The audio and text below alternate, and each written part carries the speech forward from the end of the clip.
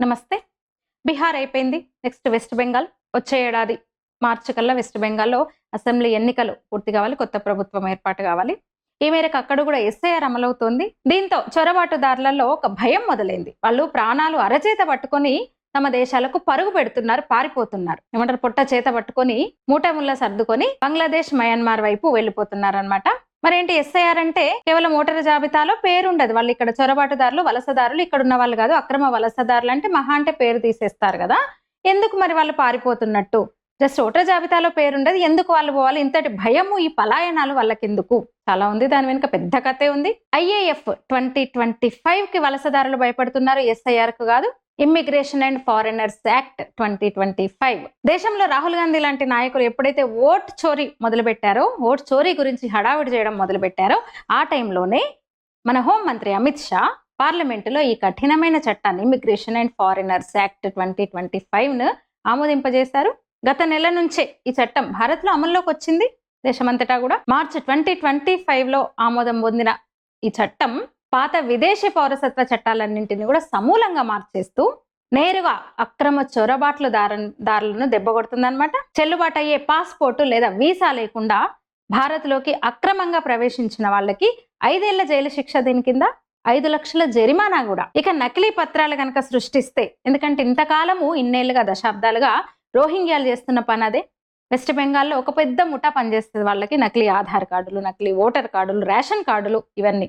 అట్లా ఆ పత్రాలను నకిలీ వందేళ్తే, నకిలీ పత్రాలు కనుక వాళ్ళు పుట్టించుకొని ఇక్కడే ఉంటుంటే, అక్రమ వలసదారులు ఎవరైతే ఇక్కడ నకిలీ పత్రాలతో, నకిలీ డాక్యుమెంట్స్ ను వాటితో ఉంటే వాళ్ళకి 10 లక్షల జరిమానాతో పాటు డిపోటేషన్ అన్నమాట, పూర్తిగా బహిష్కరిస్తారు. అంతటి కఠిన నిబంధనలు ఈ చట్టంలో ఉన్నాయి. ఎందుకంటే భారతదేశం ఇకపై ధర్మశాల కాదు అని కేంద్రం చెప్పదలుచుకుంది. అట్లా ఈ ఎస్ఐఆర్, IAF మధ్య ఉన్న లింక్ ఇదనమాట. అందువల్ల ఈ చొరబాటుదారుల్లో భయం రెట్టింపు అయిపోయింది. కేవలం ఓటర్ జాబితా నుంచి తొలగిస్తే వాళ్ళు ఎందుకు భయపడతారు? ఎందుకు పోతారు? మహా అంటే ఓటేరు, అంతే కదా. కానీ అలా కాదు. అక్రమంగా వచ్చిన వాళ్ళు ఎవరు, చొరబాటుదారులు ఎవరు, ఇకపై ఈ దేశ భూభాగంలో ఉండడానికి వీల్లేదు. వెస్ట్ బెంగాల్లో చూసినాం, అసలు ఇంటర్లుల కన్నా ఇంకా ఇంటర్లులకు గౌరవ మర్యాదలు చేసినట్టు చేస్తుంది మమతా బెనర్జీ. రేషన్ కార్డు ఇచ్చి అసలు లోకల్లో ఉన్న ముస్లింల కన్నా, లోకల్లో ఉన్న బెంగాలీస్ కన్నా అన్ని విధాలుగా ప్రభుత్వ పథకాలు ఎక్కువగా పొందుతూ పుక్కానికి తిని బతుకుతున్నది బంగ్లాదేశ్ ముస్లింలు, రోహింగ్యాలే. అక్కడి నుంచి ఎంటర్ అవుతూ బార్లా తలుపులు తెరిస్తే అక్కడి నుంచి ఎంటర్ అవుతూ అటు అస్సోంకు, ఇటు హైదరాబాద్ వరకు, కేరళ వరకు, దక్షిణాది వరకు కూడా వస్తున్నారు. లక్షల మంది ఇప్పటికే. అందువల్ల ఈ విషయంలో చాలా కఠినంగా వ్యవహరిస్తుంది కేంద్ర ప్రభుత్వం. ఎస్ఐఆర్ లో ఓటర్ కార్డు లేనివాడు భారతీయ పౌరుడు కాబోడిక, అలా ఓటర్ కార్డు కూడా రద్దవుతుంది అనమాట. మరి భారతీయ పౌరుడు కాదు అంటే ఆ వ్యక్తి ఇంకా చొరబాటుదారనే కదా అర్థం. అందువల్ల ఇప్పుడు అలాంటి అక్రమ వలసదారుల మీద కఠినమైన ఈ చట్టం వర్తిస్తుంది. అందుకే వాళ్ళకి భయం మొదలైంది, వణుకు మొదలైంది. మమతా బెనర్జీ దీది ఎంత హంగామా చేసినా ఆమె వల్ల కాదు. ఆమె ఎంత హంగామా చేసినా ఈ ఎస్ఐఆర్, IAF ఉచ్చులో చిక్కుకుంటే మమతా కాదు కదా, ఎవరూ రక్షించలేరు. అది వాళ్ళకి అర్థమైపోయింది. అక్రమంగా వచ్చిన చొరబాటుదారులకు అర్థమైపోయింది. ఎందుకంటే పౌరసత్వం ఇవ్వడం, తొలగించడం అనేది పూర్తిగా కేంద్ర ప్రభుత్వ పరిధిలోని అంశం, రాష్ట్ర ప్రభుత్వం పరిధిలోది కాదు.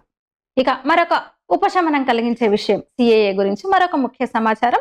వలసదారులు గనక పాకిస్తాన్, బంగ్లాదేశ్, ఆఫ్ఘనిస్తాన్ దేశాల నుంచి వచ్చిన మైనారిటీలు, అంటే అక్కడి మైనారిటీలు, హిందువులు, సిక్కులు, క్రైస్తవులు, పార్సీలు, జైనులు, బుద్ధులు, ఇలాంటి వాళ్ళైతే వాళ్ళు మాత్రం భయపడాల్సిన అవసరం లేదు CAA ప్రకారం. ఎందుకంటే పౌరసత్వ సవరణ చట్టం కూడా IAF లాగానే ఇప్పుడు అమల్లో ఉంది ఈ దేశంలో. వాళ్ళు మాత్రం ఆయా దేశాల్లో మైనారిటీలుగా ఉన్న ఆ మతాల వాళ్ళంటే ముస్లింలు కాని వాళ్ళు అనమాట, ముస్లిమేతర మతాల వాళ్ళందరూ కూడా CAAకు ఇక్కడ అర్హులు అనమాట. అందువల్ల ఈ CAA కింద దరఖాస్తు చేసుకొని ఇక్కడి భారత పౌరసత్వం, ఇక్కడి పౌరసత్వాన్ని వాళ్ళు పొందొచ్చు.